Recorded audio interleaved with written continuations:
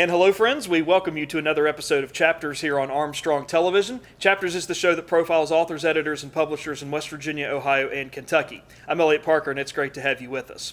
We're talking about poetry on this episode of Chapters, and we have an outstanding poet with us here today, a West Virginia-based poet, and that is Art Stringer. And Art Stringer joins us as the author of 4 collections of poems: Channel Markers from Wesleyan University Press, Human Costume, Late Breaking from Salmon Poetry, also Asbestos Brocade, his latest collection from Salmon Poetry. His work has appeared in such journals as The Nation, Antaeus, The Ohio Review, Denver Quarterly, Prairie Schooner, Shenandoah, Poetry Northwest, as well as Backcountry, Contemporary Writing in West Virginia. He also edited and introduced a new edition of Louise McNeil's Paradox Hill, which was published by West Virginia University Press, and for 24 years he taught writing and literature at Marshall University and has a visiting writer series named after him, which we'll talk about a little bit later on too. So Art, welcome to Chapters. Good to have you here. Hey Elliot, thanks. Good to be here. I wanted to ask you a little bit about how all this got started for you. What got you interested in poetry and what got you started writing poetry? That is a good question.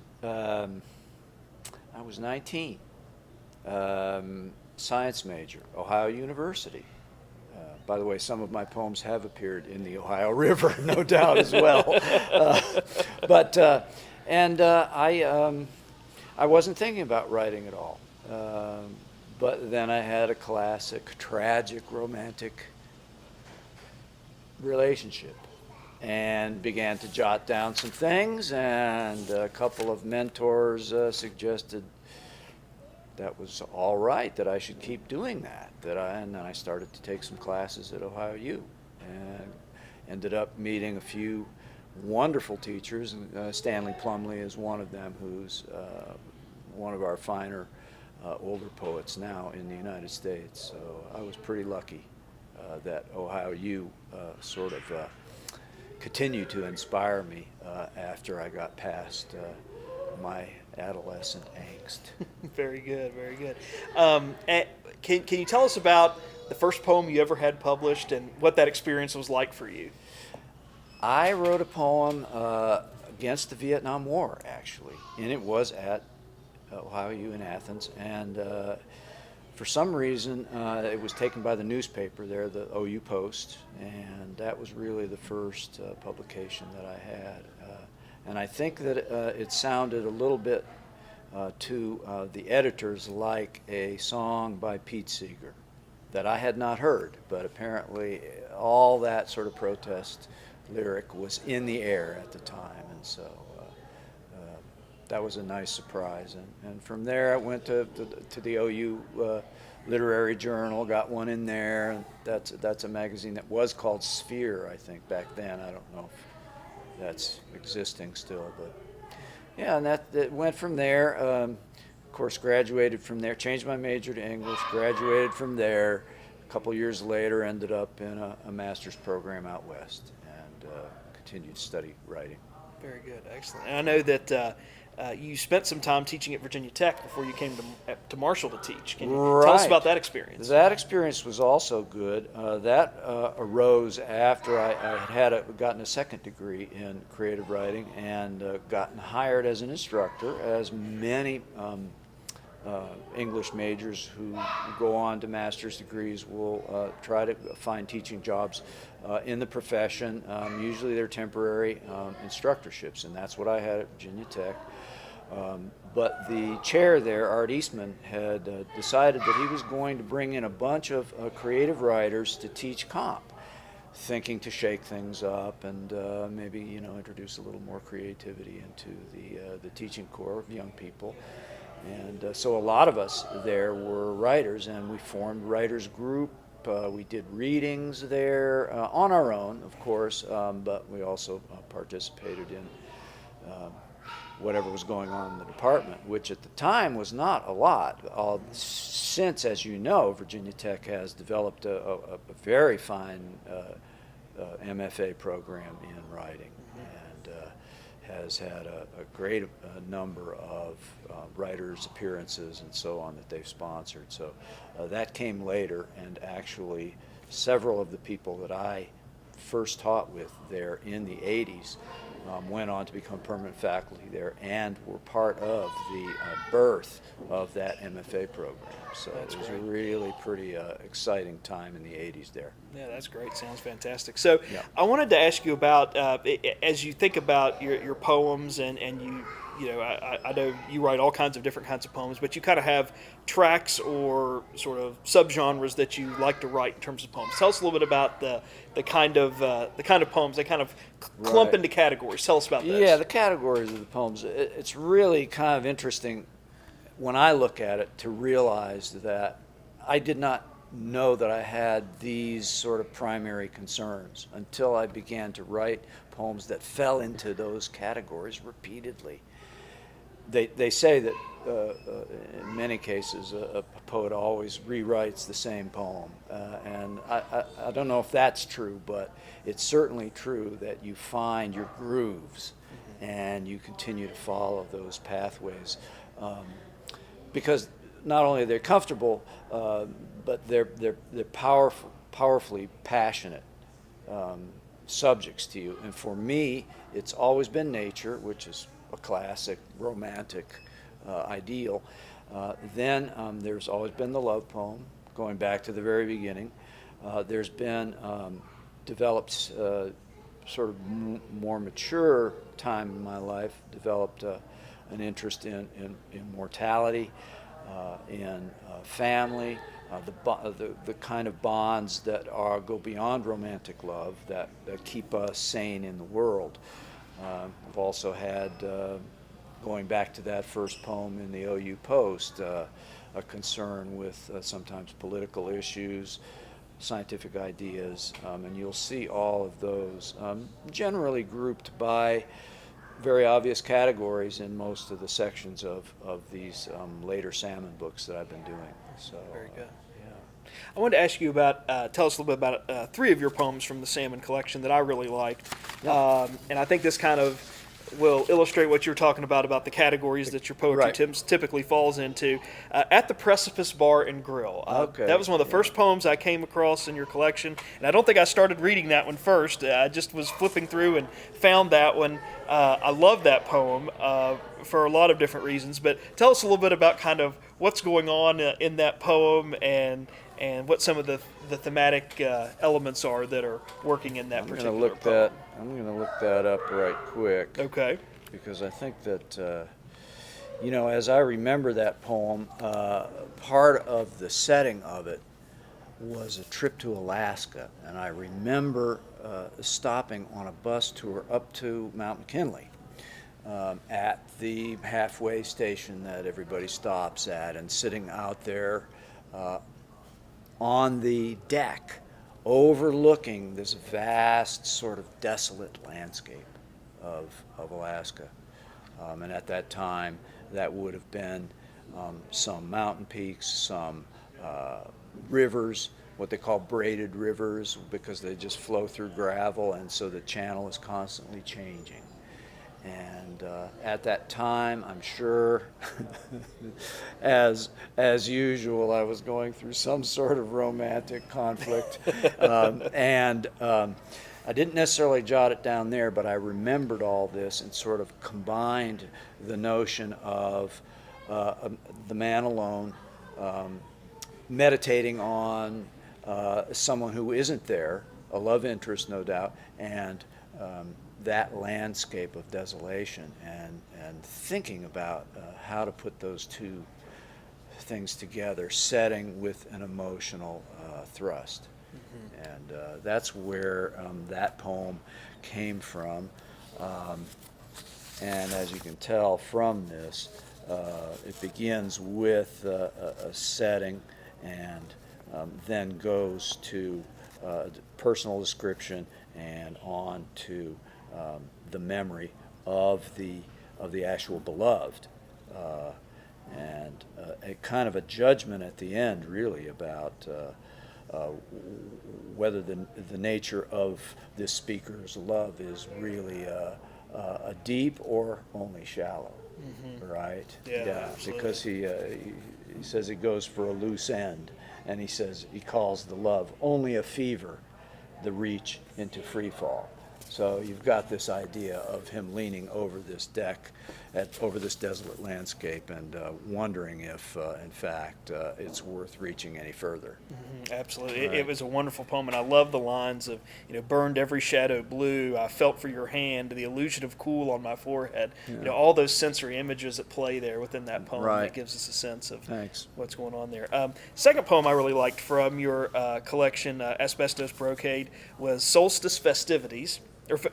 Festivities. And that poem you dedicated to Julia Thomas, or you said for Julia Thomas and John Teal. Right. So why was that poem dedicated to them, and kind of what's going on in that particular poem? Well, Solstice Festivities is a holiday poem, and certainly based on an experience these are, John and Julie are longtime old friends of mine, and I've probably spent, what did you guys say? You did 125 interviews here. I probably spent 125 evenings over there, talking, listening to music, just having that fellowship. And this happened to be at Christmas time, and it's really a description of their main room and a kind of a melding in of some of the conversation, some of the current events, very sort of veiled of that time.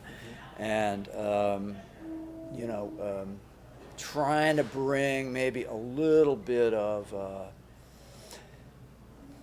Zen consciousness into the fleeting moment of both the holiday, which is supposed to be about love, and the political situation, which is usually about doubt or anger or division. Even before everything that's happened now, there always will be, of course, division and doubt, and that's what some of those lines are rather generally referring to. Of course, I kind of mask it with metaphor and imagery, really just to kind of give it a more of a sensory feel, rather than getting into anything like particular ideas or opinions. I didn't want to go there, really, because it really still is a poem about the miracle of friendship transcending the immediate moments of doubt,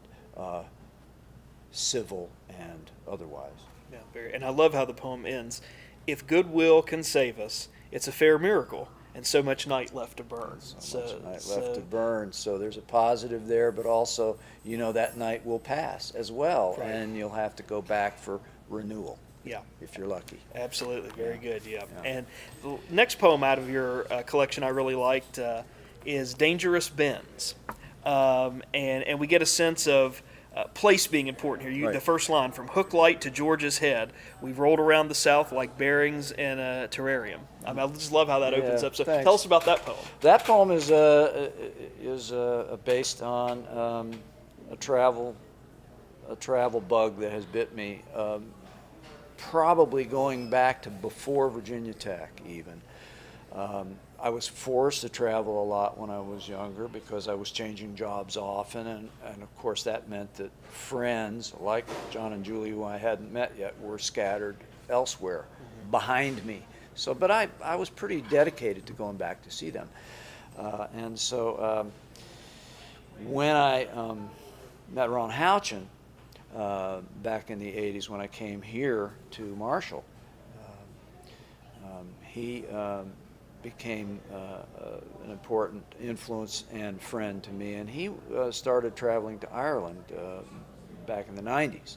And I didn't know him that well then, but once we got to the 2000s, we started to travel together to Ireland. And that has been, and travel in general has been such a stimulus, I think. Being in another location, suddenly your mind's ruts are erased for a time, and you can open your eyes and your mind and your heart up to these other places, other people, other adventures, things that are beyond your routine.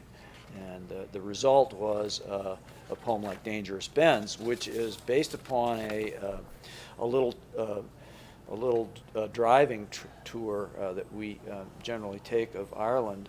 And over in the west in County Clare, there's there's a hill called Corkscrew Hill that you drive down to get to one of these heritage sites, they call them in Ireland, very old, in this case, an old, what they call a stone portal tomb.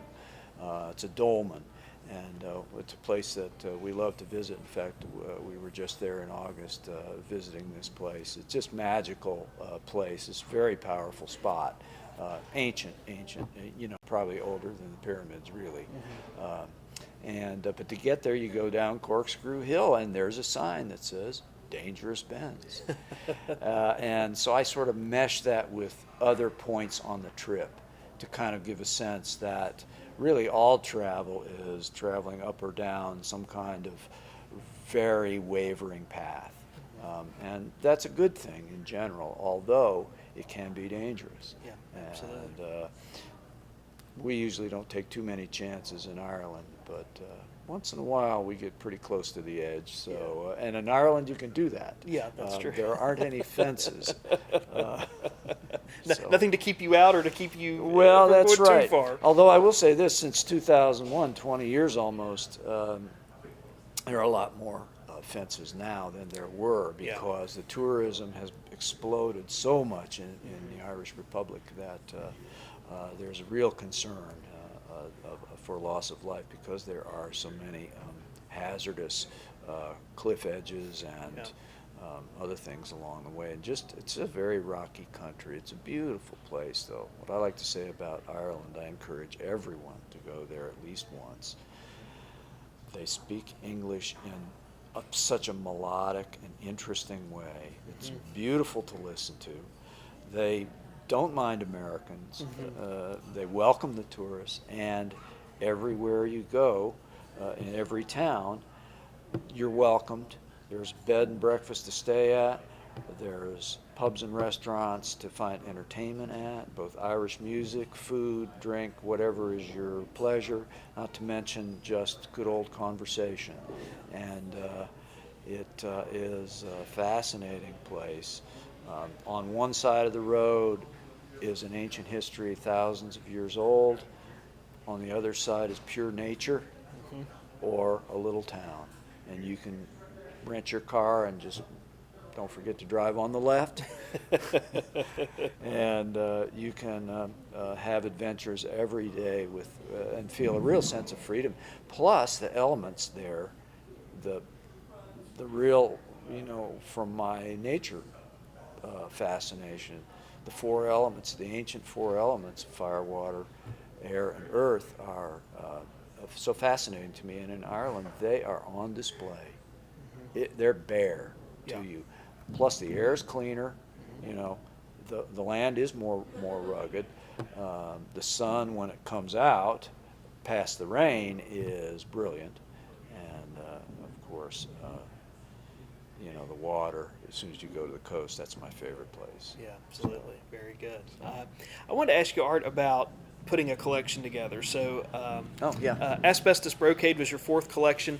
How do you go about putting a group of poems together, a collection of poems together in a collection? Is it something that you set out to do, that you think, well, I've got 4 or 5 poems I'm working on, I'm going to make a collection, or does it just kind of happen after you've got so many done? How does that come together? I think that's a good question. It's really a combination of what you're saying there. For me, anyway, it takes me a little longer than it takes Ron to come up with. It's usually around 50 poems for a full-length poetry collection. And so it's a combination of poems are good, perhaps even poems that you've submitted elsewhere and had published in a small magazine here or there. Poems that you've read to audiences for public readings that have gotten commentary, like you get your email plaudits from your listeners. So you sort of have those things in mind as you look through a batch of poems that you've been saving, that you've been working on, however fast you work. And when you have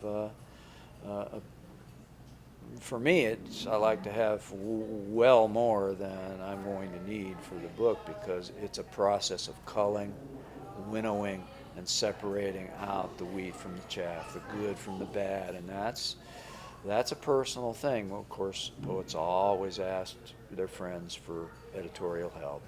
As you would know as a writer yourself, if you can get a friend you trust to put their eyes on some work, they can give you some suggestions. And the easiest thing to do to ask my poet friends for is to go through a stack really quickly and just intuitively tell me which poems hit them and which didn't. And I do the same thing over and over again, and I shift back and forth, column A to column B, until I think I have a good selection. And then I try to think, well, okay, what's an organizing principle? And it's usually, as I said earlier, comes down to a simple thematic division. Now, of course, that's too cut and dried to really work for a diversity of poems. So I usually have sections in the book where I've mixed and matched, a political poem, a poem about music, and then a poem about something my granddaughter said, for example. And you try to mesh them together. You try to get them to talk to each other. If they're close page by page, you try to maybe have a little echo of one thing in another. Maybe an image that repeats, maybe an idea. Any of those principles you try to sort of work into it, and then continue to try to organize it. The standard organization with poetry collections is to have sections and with titles or no titles, just to give it a kind of break for the reader to sort of see that there's a structure there that is working and can give them sort of steps up the staircase into the next level. Excellent, very good. And I know Salmon Poetry published Asbestos Brocade and also did another collection, Late Breaking. How did you get matched up with them? How did you get to working with them? Well, that goes back to the Irish connection, of course. Ron had published several books with them, and when I went on my first trip as his partner there, travel partner, we met the Salmon people the first several trips. We met them, and I resolved that I was not going to put my manuscript in Jesse Lendenny's face the first or second or third time that I went there. So I waited several years. She knew that I was a poet. She knew I had the Wesleyan book. And eventually she came around to asking to see some of my newer work, and that's how that got started. Very good, excellent. So you've retired from Marshall, and I know you're enjoying your retirement, your travels, and your poetry writing. But you have a visiting writer series named after you, the AE Visiting Writer Series at Marshall. A. Stringer Visiting Writer Series. What does that mean to you to have that named after you, and just how special is that? That's really special. It was a gift. Unexpected. When I retired, I had been working on the writer series for about 20 years, I think. I had I figured it out once, 130 public events. Wow. As a professor at Marshall, wanting to bring in writers, wanting to give something to the students, really, to see that there are living writers out there, not just writers in anthologies who may not be with us anymore. And it was on a shoestring budget for many years, although we got I wrote grants, got some of those, eventually went begging to other departments and to the College of Liberal Arts, got money there. So 20 years, 130 events, and right before retirement, it was time to bring someone new in. So one of the new creative writing professors came in and, at the dean's request, took over the management of the series, the leadership of the series. And when I finally retired a year or so later, I found out that they were wanting to put my name on the series, so that was great. I had to start giving them money then, which I was happy to do, and had done up until that point too. Put a lot of my own money into it because it was a shoestring, and it still is. All things in the arts, I think, ultimately have to to be very budget conscious. Yeah, absolutely. So, but no, it's a great feeling to have your name go on past you. But I've told them, frankly, that if they can sell the naming rights for a lot more money than I give them, that they should go ahead and do that, because I know there are benefactors out there that would be willing to contribute. Absolutely. It is a great writer series, and I would encourage any of our viewers, when the publicity comes out about who's coming as a part of that series, to participate, because I know there's been some great writers who've come and attended. So right, and one of the things I've admired that you and Carter started the series here, which was a thing that I thought needed to be done for a long time and didn't get done, at least not by me, because I was concentrating on the Marshall connection. And now we've got one in the community here at Empire, and that is ongoing. And that's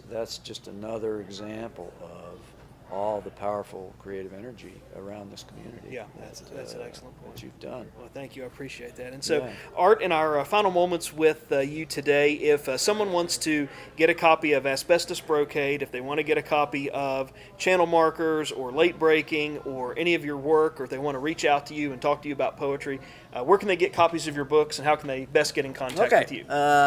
The Salmon website is where the last three titles are available, and that's salmonpoetry.com. So you can find exactly as you've found those poems. And they have some sample poems on there, and they have the titles for sale. I think there might be some asbestos brocades here in Empire from the reading that I did with you all. I